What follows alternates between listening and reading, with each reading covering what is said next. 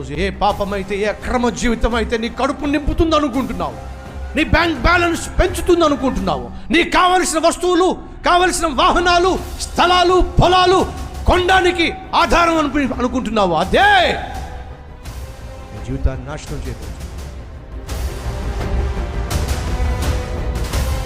దేవునికి దూరంగా నువ్వు జీవిస్తూ పాపానికి చేరువై సైతానుకు లోబడి బానిసవై నువ్వు ఏమి చేసినా దానికి ప్రతిఫలము, మూల్యము చెల్లించక తప్పదు.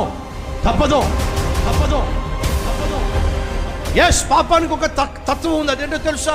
భోగాన్ని ఇస్తుంది. ఎంతసేపు ఇస్తుంది ఆ భోగాన్ని? బైబిల్ సెలవిస్తుంది, అల్పకాల పాప భోగము. అంటే అది ఇచ్చే భోగము కాసేపు, కానీ అది మిగిల్చేటటువంటి బాధ జీవితకాలం ఉంటుంది.